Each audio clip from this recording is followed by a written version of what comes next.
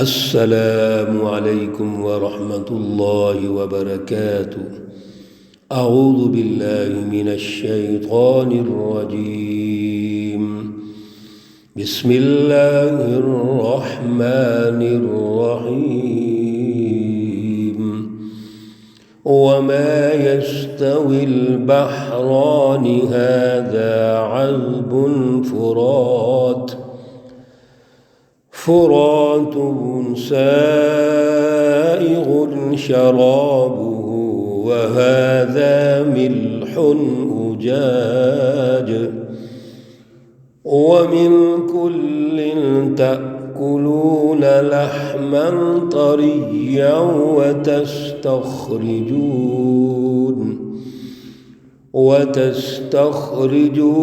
حلية تلبسونها وترى الفلك فيه مواخر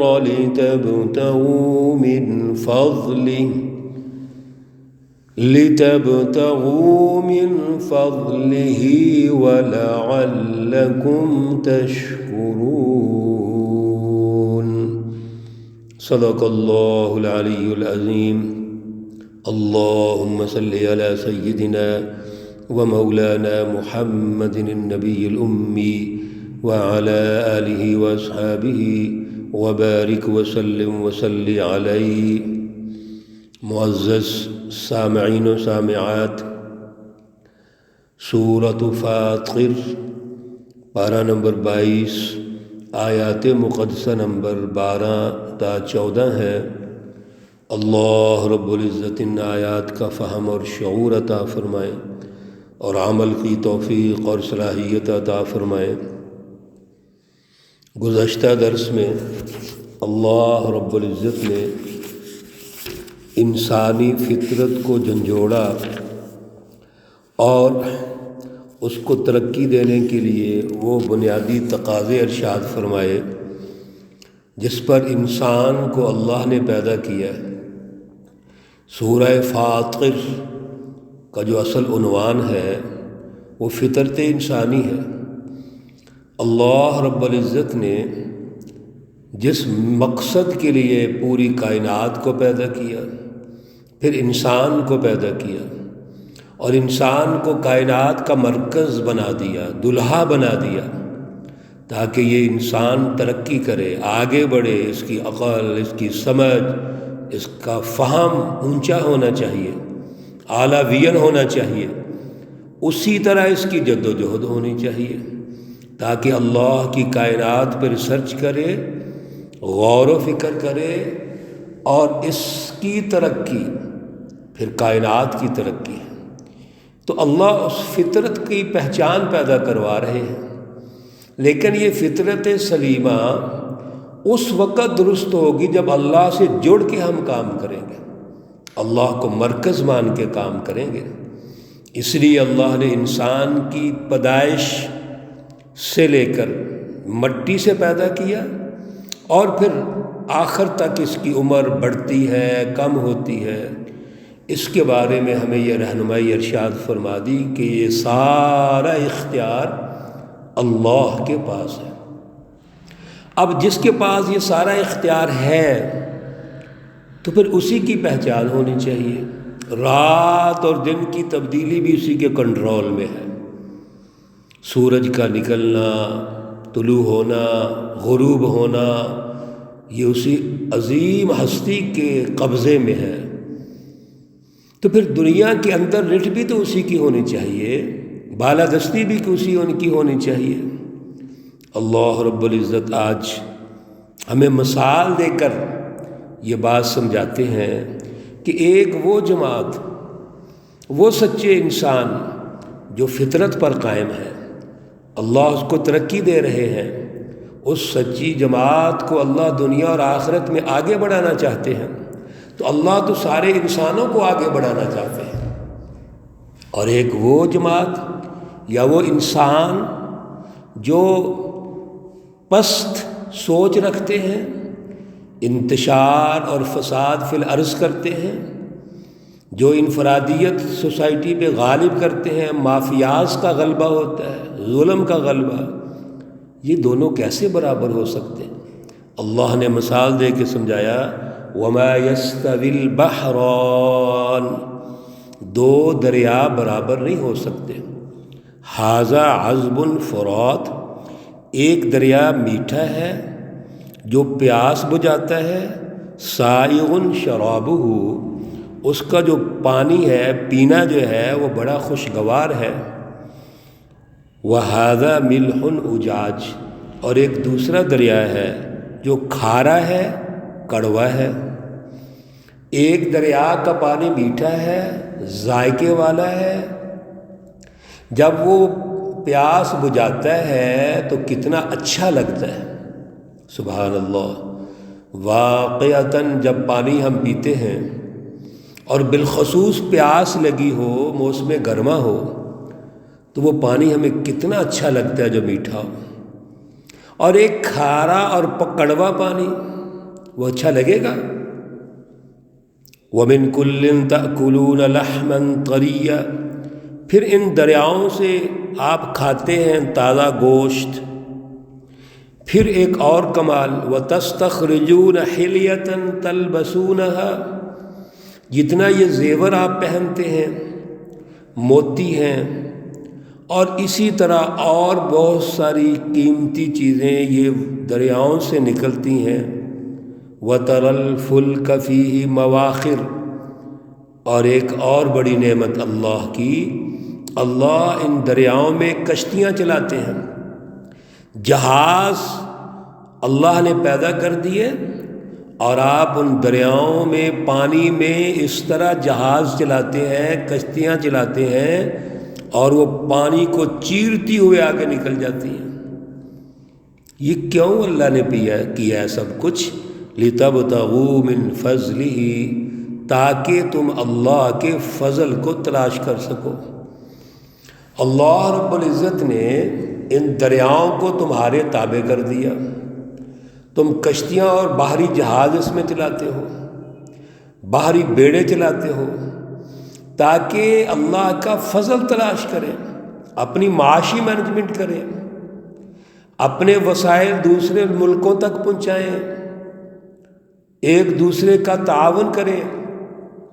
اللہ تو یہ چاہتے ہیں کہ ایک قوم نہیں صرف، بلکہ بین الاقوامی سطح پر سارے انسان مل کے ترقی کریں، اللہ کا فضل تلاش کریں۔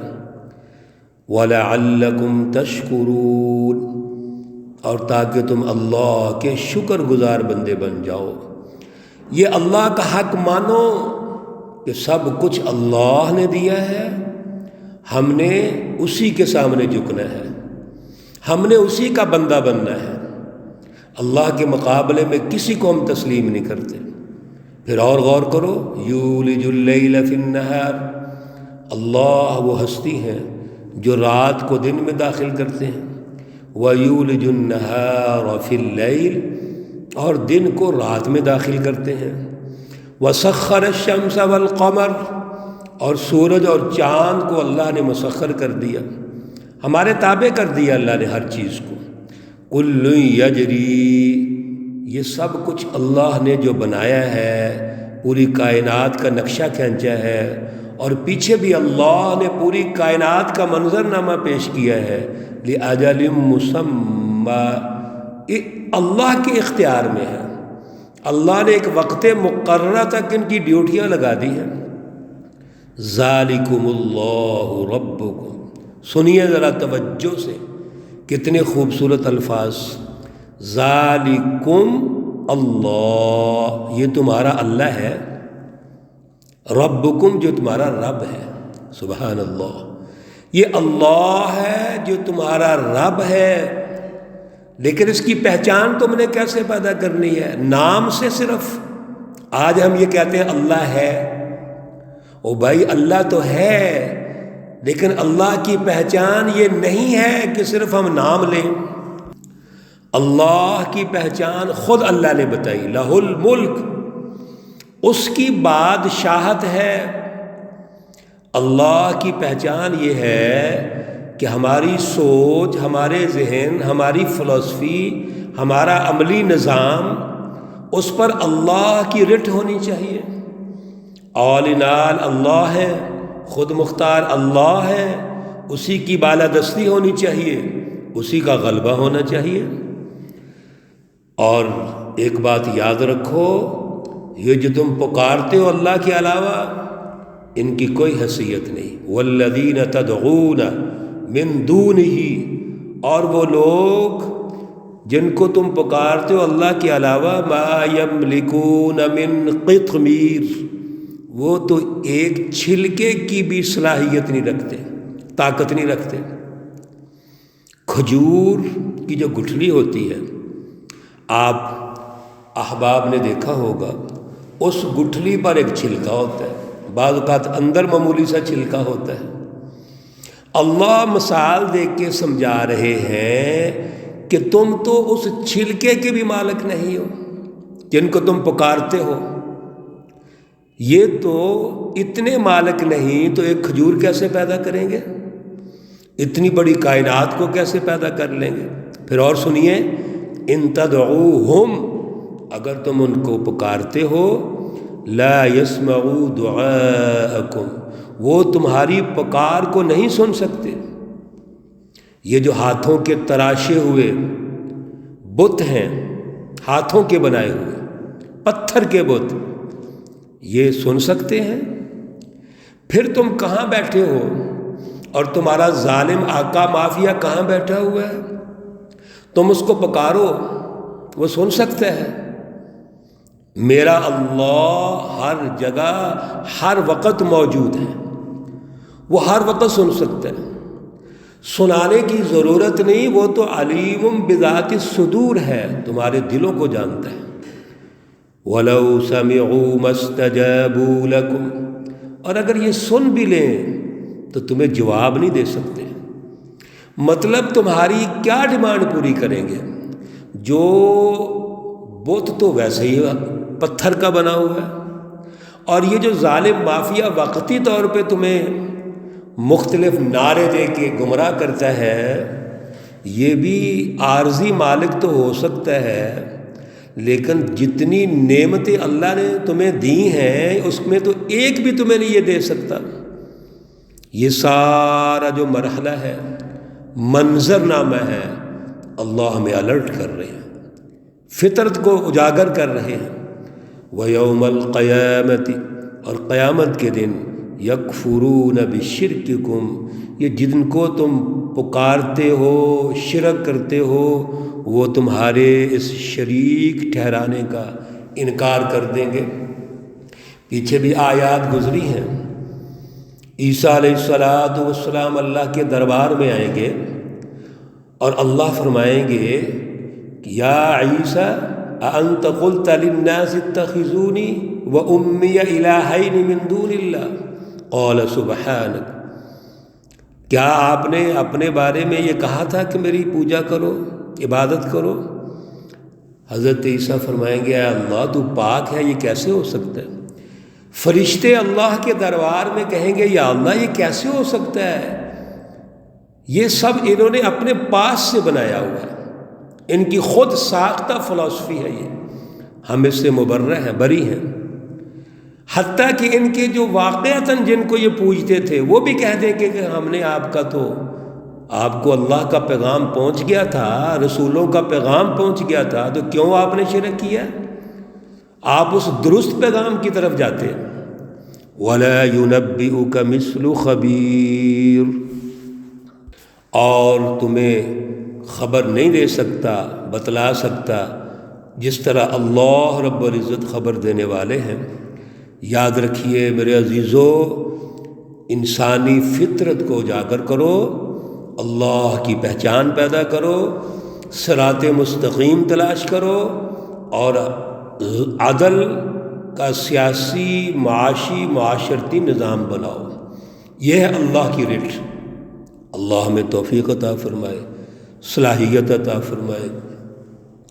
اللہ رب العزت تمام مرحومین و مرحومات کو جنت الفردوس میں اعلیٰ مقام عطا فرمائے۔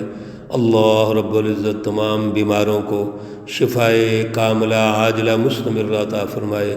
ربنا تقبل منا إنك أنت السميع العليم وتب علينا إنك أنت التواب الرحيم. وصلى الله تعالى على النبي الأمي محمد وعلى آله وأصحابه أجمعين برحمتك يا أرحم الراحمين. السلام عليكم ورحمة الله وبركاته.